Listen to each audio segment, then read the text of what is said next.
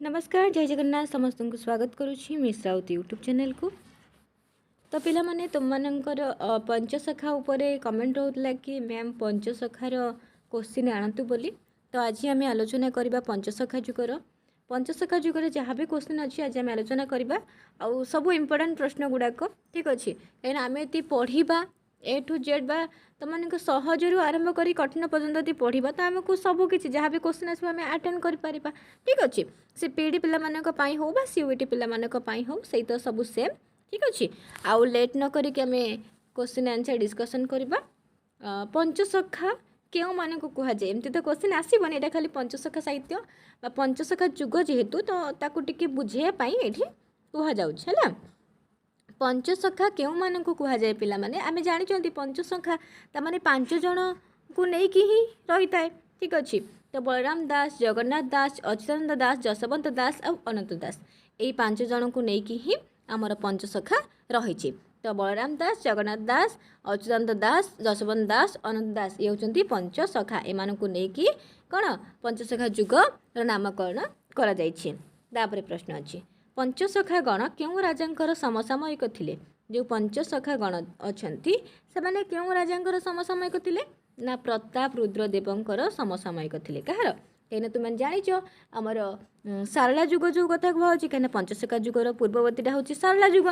तो से सारला जुगरे कौ राजा कथा कहुए कपिलेन्द्र देव कथा। तो ये पंचसखा जुगरे कपिलेन्द्र देव नुहे क्या कथा कहुए ना प्रताप रुद्रदेव कथा। तापर प्रश्न पंचसखा मानकर त्रिवेणी तत्व कौन थिला। निहाती पंचसखा मानकर त्रिवेणी तत्व कौन थिला ना जगन्नाथ जोग आ गोटे हूँ ज्ञान मिश्रा। जगन्नाथ जोग आ गोटे हूँ ज्ञान मिश्रा युड़ाक हूँ पंचसखार त्रिवेणी तत्व ये टिके मन रखि। तापर पंचसखा मानकर समय सीमा पचार निहाती 1500 रु 1650 बोली कहुच्छी पंचसखार समय सीमा। आ गोटे कथा आम जो 15 16 कहुचे सहीटा आउ संख्यार टिके अलग आपको टिके भल भाव मन रखा है कहीं ये 1650 एटा तो मैंने 1600 समय बोली कह बुझीपार कि नहीं ताकू टिके भल भाव मन रखिपर। प्रश्न पंचसखा क्यों संज्ञाधारी थे कहीं जो जगन्नाथ दास कि अच्युतानंद दास जसवंत दास तांकर किंतु टाइटल अलग थिला बुझीपार कि नहीं जगन्नाथ को। अच्छा मत ये मुझे कहवाक चाहूनी देखा कौ पिला जाच कहीं दास संज्ञा दि जाइए तुम टे कह कहीं टाइटल आमर जो सब टाइटल गोटे थाए से समस्त अलग अलग भी समस्त टाइटल थिला बट ये दास समस्त को कहीं कहुच्छी यही संज्ञाटा कहीं दि जाए ओके। किए पंचसखा बोली नामित करते आमर श्री चैतन्य जे कि 1510 रे आमर ओडिशा को आसते यहाँ गोटे भल प्रश्नटे इम्पोर्टाट प्रश्नटे तुम मानक है। तापर श्री चैतन्य केते मसीह ओडिशा आसीतिले 1510 जोटा कि वर्तमान तुमको कहली। तापर प्रश्न ओडिशा रे सुधा भक्ति धर्म प्रचार पाई किए प्रवर्ताई थिले। तो ओडिशा रे सुधा भक्ति धर्म प्रचार पाई चैतन्य ही प्रवर्ताई थिले ओके। तापर प्रश्न ज्ञान मिश्रा भक्तिर प्रचारक किए थिले।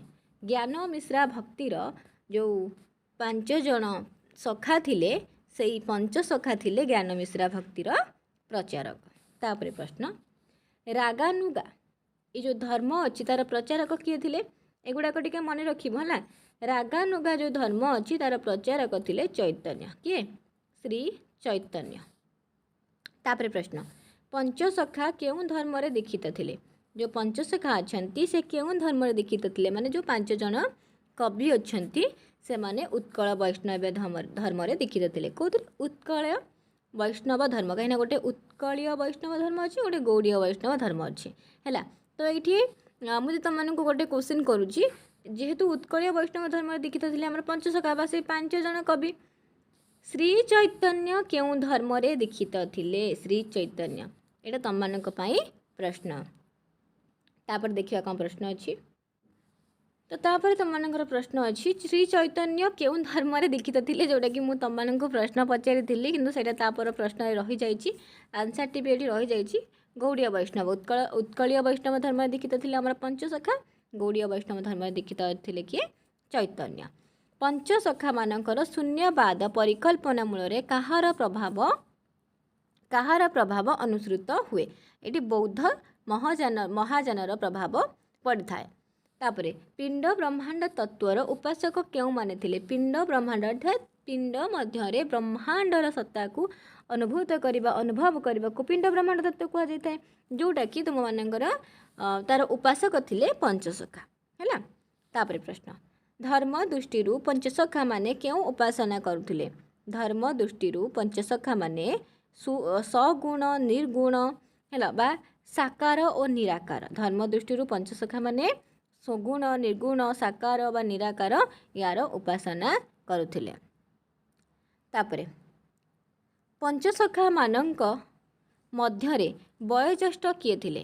ପଞ୍ଚସଖା ମାନଙ୍କ ମଧ୍ୟରେ ବୟୋଜ୍ୟେଷ୍ଠ ଥିଲେ ବଳରାମ ଦାସ, ସମସ୍ତେ ଜାଣିଛ। ତାପରେ ଜଗନ୍ନାଥ ଦାସ, ତାପରେ ଅଚ୍ୟୁତାନନ୍ଦ ଦାସ, ତାପରେ ଯଶୋବନ୍ତ ଦାସ, ତାପରେ ଶିଶୁ ଅନନ୍ତ ଦାସ। ତାପରେ ପ୍ରଶ୍ନ, ସେଇ ବଳରାମ ଦାସଙ୍କର ପିତାମାତାଙ୍କ ନାମ କ'ଣ ଥିଲା?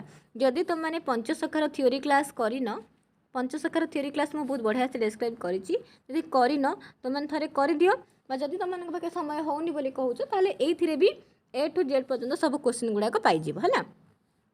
ତ ତାଙ୍କ ପିତାଙ୍କ ନାମ ହେଉଛି ସୋମନାଥ ମହାପାତ୍ର, ମାତାଙ୍କ ନାମ ହେଉଛି ଯମୁନା ଦେବୀ। କାହାର ମନେ ରଖିବ, ପଞ୍ଚସଖାରେ ଯେଉଁ 5 ଜଣ କବି ଅଛନ୍ତି ତାଙ୍କ ପିତାମାତାଙ୍କ ନାମ ଭଲ ଭାବରେ। ତାପରେ ପ୍ରଶ୍ନ ରହିଛି, ବଳରାମ ଦାସଙ୍କର ଗୁରୁ କିଏ? ନା ବଳରାମ ଦାସଙ୍କର ଗୁରୁ ହେଉଛନ୍ତି ଚୈତନ୍ୟ।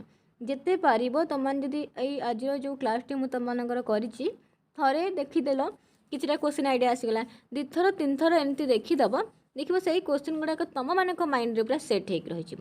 ଠିକ୍ ଅଛି। ତ ବଳରାମ ଦାସଙ୍କର ଗୁରୁ କିଏ? ନା ଚୈତନ୍ୟ ଦାସ। ଚୈତନ୍ୟ ଦାସ ହେଉଛନ୍ତି ବଳରାମ ଦାସଙ୍କର ଗୁରୁ। ତାପରେ ବଳରାମ ଦାସଙ୍କ ସାଧନା ପୀଠ କେଉଁଠି ଅବସ୍ଥିତ? ତାଙ୍କର ସାଧନା ପୀଠ ହେଉଛି ଗନ୍ଧର୍ବ ମଠରେ ଅବସ୍ଥିତ। କେଉଁଠି? ନା ଗନ୍ଧର୍ବ ମଠରେ ଅବସ୍ଥିତ। ତାପରେ ପ୍ରଶ୍ନ ରହିଛି, ବଳରାମ ଦାସଙ୍କର ସର୍ବଶ୍ରେଷ୍ଠ କୃତିଟି କ'ଣ?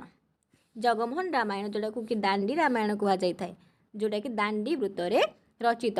ଆଉ ଏଇ ଜଗମୋହନ ରାମାୟଣରୁ ତାଙ୍କର କ୍ୱେଶ୍ଚିନ୍ ଆସେ, ସେଇଟା 7ଟା କାଣ୍ଡ ସେଥିରେ ଥାଏ। ଆଦି କାଣ୍ଡ, ଅଯୋଧ୍ୟା କାଣ୍ଡ, କିଷ୍କିନ୍ଧା କାଣ୍ଡ ହେଲା। ସେଇ କାଣ୍ଡରେ ସବୁ କ'ଣ କ'ଣ ବର୍ଣ୍ଣନା କରାଯାଇଛି, ଏଇଟା ଗୋଟେ ଥର କ୍ୱେଶ୍ଚିନ୍ ଆସିଥିଲା, ଏଇଟା ଗୋଟେ PYQ, ତୁମେ ନିହାତି ଜାଣିଛ। ତ ତାକୁ ଟିକେ ପଢ଼ିବ। ଓଡ଼ିଆ ତ ଇତିହାସରେ ଏହାର ଡିଟେଲ୍ସ ଦେଇଛି, ଜଗମୋହନ ରାମାୟଣ ବିଷୟରେ କହିଛି, ସବୁ କାଣ୍ଡ ବିଷୟରେ କହିଛି, ସେ କାଣ୍ଡରେ କ'ଣ କ'ଣ ସବୁ ବର୍ଣ୍ଣନା କରାଯାଇଛି ସେଗୁଡ଼ାକୁ ବି ଟିକେ ଦେଖିଦେବ ହେଲା। ଯେଉଁଟାକି କହିଦେଲି କି ତୁମମାନଙ୍କ ଜଗମୋହନ ରାମାୟଣର ଅନ୍ୟ ନାମ ହେଉଛି ଦାଣ୍ଡି ରାମାୟଣ, ଦାଣ୍ଡି ବୃତ୍ତରେ ରଚିତ ହୋଇଛି। ଏଠି ବି ତା'ର ଆନ୍ସର୍ଟା ମିଳିଗଲା ଏଇ କ୍ୱେଶ୍ଚିନ୍ର, ଦାଣ୍ଡି ବୃତ୍ତରେ ରଚିତ ହୋଇଛି ଏବଂ ତା'ର ପଦ ସଂଖ୍ୟା 1 ଲକ୍ଷ। ଜଗମୋହନ ରାମାୟଣରେ ତା'ର ପଦ ସଂଖ୍ୟା ହେଉଛି 1 ଲକ୍ଷ ହେଲା। ତାପରେ ପ୍ରଶ୍ନ, ଜଗମୋହନ ରାମାୟଣରେ ଯେଉଁଟାକି ମୁଁ ବି ମାନେ କ୍ୱେଶ୍ଚିନ୍ ଯାହା ପଚାରୁଛି ବା ଯାହା ଅଛି ତାକୁ ମୁଁ ପୂର୍ବରୁ ଅଲରେଡ଼ି କହିସାରିଲିଣି। 7ଟି କାଣ୍ଡ ଅଛି, ସେ କାଣ୍ଡ ଗୁଡ଼ାକ କ'ଣ ନା ଆଦି କାଣ୍ଡ, ଅଯୋଧ୍ୟା କାଣ୍ଡ, ଆରଣ୍ୟକ କାଣ୍ଡ, କିଷ୍କିନ୍ଧା, ସୁନ୍ଦରା ଆଉ ଉତ୍ତରାକାଣ୍ଡ। ଆଉ ଏ ପ୍ରତି କାଣ୍ଡରେ କିଛି ନା କିଛି କଥାବସ୍ତୁ ରହିଛି। ଯେମିତି ଆଦି କାଣ୍ଡରେ ତୁମମାନଙ୍କର ମନ୍ଥରାର ପୂର୍ବଜନ୍ମ କଥା ବୋଧେ ମାନେ ସେଇ କଥା ବର୍ଣ୍ଣନା ହେଇଥିବ। ତୁମମାନେ ଏଇ 7ଟି କାଣ୍ଡ ଟିକେ ପଢ଼ିଦେବ, ତାରି ଭିତରୁ ଗୋଟେ କ୍ୱେଶ୍ଚିନ୍ ଆସୁଛି, ତାକୁ ଟିକେ ଦେଖିବ। ହେଇ ଦେଖ, ଏଥିରେ ଜରତା ଆଉ ହରିଶ୍ଚନ୍ଦ୍ର ଉପାଖ୍ୟାନ କଥା ବର୍ଣ୍ଣନା କରାଯାଇଛି ଆଦି କାଣ୍ଡରେ। ଆଦି କାଣ୍ଡରେ କ'ଣ ବର୍ଣ୍ଣନା କରାଯାଇଛି? ଜରତା ଆଉ ହରିଶ୍ଚନ୍ଦ୍ର କଥା। ତାପରେ ଦେଖିବା କ'ଣ ପ୍ରଶ୍ନ ଅଛି। ତାପରେ ପ୍ରଶ୍ନ ରହିଛି, ଗୃହକ ଗୃହରେ ଆତିଥ୍ୟ ଗ୍ରହଣ କେଉଁ କାଣ୍ଡରେ ବର୍ଣ୍ଣନା କରାଯାଇଛି ବା କେଉଁ କାଣ୍ଡରେ ରହିଛି? ଅଯୋଧ୍ୟା କାଣ୍ଡ, ଯେଉଁଟାକି ମୁଁ ବର୍ତ୍ତମାନ ତୁମମାନଙ୍କୁ କହୁଛି ସବୁ କାଣ୍ଡରେ କ'ଣ କ'ଣ ବର୍ଣ୍ଣନା କରାଯାଇଛି, ତୁମେ ମାନେ ଟିକେ ଖାତାରେ ତାକୁ ନୋଟ୍ କରିଦେବ, ଯେଉଁଟାକି ତୁମମାନଙ୍କ ପାଇଁ କାମ ଦେବ ହେଲା। ତାପରେ କ'ଣ ରହିଛି, ଶବରୀ ଠାରୁ କୋଳି ଗ୍ରହଣ କେଉଁ କାଣ୍ଡରେ ବର୍ଣ୍ଣିତ? ତ ଶବରୀ ଠାରୁ ଯେଉଁ କୋଳି ଗ୍ରହଣ କଥା କେଉଁ କାଣ୍ଡରେ ରହିଛି? ନା ଆରଣ୍ୟକ କାଣ୍ଡରେ। କେଉଁଥିରେ? ଆରଣ୍ୟକ କାଣ୍ଡରେ ହେଲା। ଶବରୀ ଠାରୁ କୋଳି ଗ୍ରହଣ ଆରଣ୍ୟକ କାଣ୍ଡରେ। ବକ ପକ୍ଷୀର କାର୍ତ୍ତିକ ପଞ୍ଚକ ଉପବାସ କଥା କିଷ୍କିନ୍ଧା କାଣ୍ଡରେ ବର୍ଣ୍ଣନା କରାଯାଇଛି। ସୁନ୍ଦରା କାଣ୍ଡରେ ବର୍ଣ୍ଣନା କରାଯାଇଛି ଗୁଣ୍ଡୁଚି ମୂଷା ପ୍ରସଙ୍ଗ। ସେମିତି ଛତୁ ଆଉ ରାମତାଳି କଥା ବର୍ଣ୍ଣନା କରାଯାଇଛି ଯୁଦ୍ଧ କାଣ୍ଡରେ। ଆଦି କାଣ୍ଡ ଓ ଲଙ୍କା କାଣ୍ଡ ଏଇଟା କେଉଁ କାଣ୍ଡ ରୂପରେ ବର୍ଣ୍ଣନା କରାଯାଇଛି? ନା ତୁମମାନଙ୍କ ଯେଉଁ ବାଳକାଣ୍ଡ ଅଛି ଆଉ ଯେଉଁ ଯୁଦ୍ଧ କାଣ୍ଡ ଅଛି ସେଇ କାଣ୍ଡ ରୂପେ ନାମିତ ହୋଇଛି ହେଲା। ଏଇ 2ଟି କାଣ୍ଡକୁ ଯଦି ପଚାରିଲା କେଉଁ କାଣ୍ଡ ରୂପେ ନାମିତ କରାହେଇଛି ତାହେଲେ ଆଦି କାଣ୍ଡ ଆଉ ଲଙ୍କା କାଣ୍ଡ। ତାପରେ ମୌଳିକତା ଦୃଷ୍ଟିରୁ ଉତ୍ତରାକାଣ୍ଡର ବଳରାମ ଦାସ କେଉଁ ପ୍ରସଙ୍ଗକୁ ବର୍ଜନ କରିଛନ୍ତି? ତ ମୌଳିକତା ଦୃଷ୍ଟିରୁ ଯଦି ଉତ୍ତରାକାଣ୍ଡ କଥା ଦେଖିବା, एठी मु तुमको सही कथा सेम कहबी सबू कांडरे किछि कथा कुहा जाइछि को कथा वस्तु से रही मूल माने मूल जो तुम मानक रही है से कौ कथा रही रामायण रे आउ एथिरे कौ कथा को रखी नाहांती ताकू बाहर कर देचंती बा ताकू कोन वर्जन करिसंती एगुडाक भी तुम माने से कांड पढ़िला बेले सबू भल भाव लिखिदब वैशिष्ट और निमिंकर पूर्ण देह प्राप्ति एटा को वर्जन करिसंती ओके तापर रही वेदांत सार गुप्त गीता जार कि रचयिता समस्ते जानचो बलराम दास आ तांको विषय ही आम पढ़ुचंती तापर वेदांत सार गुप्त गीता बलराम दास वेद को नहीं से वेदांत सार गुप्त गीता को ही लिखिचंती तापर तांकर आउ गोटे लेखा अच्छी भाव समुद्र है जो आउ गोटे लेखा अच्छी बट अवकाश भाव समुद्र एगुड़ा टी मन रखिब कहार लेखा बोली बट अवकाश यदि पचारे लंका दर्शन कथा तांकर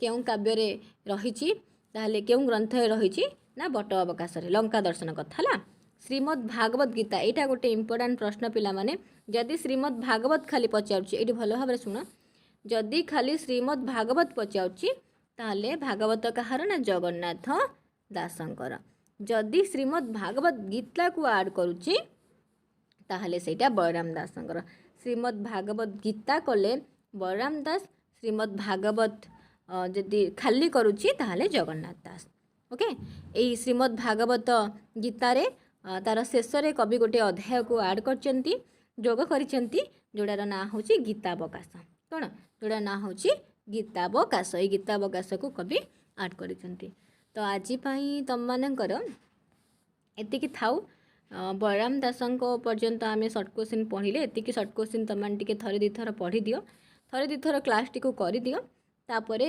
ऑटोमेटिक तुम मानकर देखिबो आंसर गुड़ाक मन रही जीवो कहीं एग्जाम रे ऑप्शन देखु देखु आंसर गुड़ाक आसीजिवो आउ बाकी पंचसखार जहाँ भी क्वेश्चन रहा मु नेक्स्ट क्लास रे तुम मानकर करी कहीं गोटे क्लास रे सब करवा संभव नुहे नेक्स्ट क्लास रे आउ पंचसखार क्वेश्चन नहीं आसबे ठीक अच्छे आज तो पाखापाखि आम के 39-40टा क्वेश्चन आलोचना कले आ कौन तो 40टा क्वेश्चन तो हो गला ये 40टा क्वेश्चन किंतु आउ 2-3टा क्वेश्चन आम करदे आमर बलराम दासंकर सरीजीव सेटा भी कहीदे जमीक कि लक्ष्मी पुराण ग्रंथ कहार ना बलराम दासंकर है कांत कोइली ग्रंथर रचयिता किए ना बलराम दास किंतु ये कांत कोइली अर्थ कोइली भितर पिला माने कन्फ्यूज हो जाती अर्थ कोइली पचारे अर्थ जगन्नाथ कांत कहले बलराम है तापर कांत कोइली केउं गीति काव्य रचित केउं गीति काव्य कर्म ना चौतीसा कर्म रचित कांत कोइली को आउ केउं काव्य बोली कहुए ताकू दूत काव्य बोली कहुए थाए ता सहित कांत कोइली जदि केउं रस कथा पचरा गला ताले करुण रस आउ कांत कोइली रे कहा कथा कहुआ जाउची किए संदेश पठाउछन तांको कांत पाखकू ना सीता पठाउछंती तांको कांत रामंक पाखकू तापरे एटी बौला अध्याय भी रही जोड़ा कि बलराम दासंकर मृगुणी स्तुति भी बलराम दासंकर आ अमरकोश गीता भी बलराम दासंकर ये आउ गोटे कथा मन रखिबो मृगुणी स्तुति जेमिति बलराम दासंकर अच्छी सेमिति जगन्नाथ दासंकर भी अच्छी जमा कन्फ्यूज हब नाही आउ बाकी तांको लेखा गुड़ाक सब बलराम दासंकर एगुड़ाक पणस चोरी ब्रह्मगीता गुप्त गीता ज्ञान चूड़ामणि कमलोचन चौतीसा एगुड़ाक सब बलराम दासंकर एठी आमर शेष हो जाउची बलराम दासंकर क्वेश्चन तापर आरंभ होउची जगन्नाथ दासंकर तो नेक्स्ट क्लास रे आमे जगन्नाथ दासंकर जहाँ भी सब तांकर क्वेश्चन अच्छी आलोचना करबा ठीक अच्छे धन्यवाद पिला माने।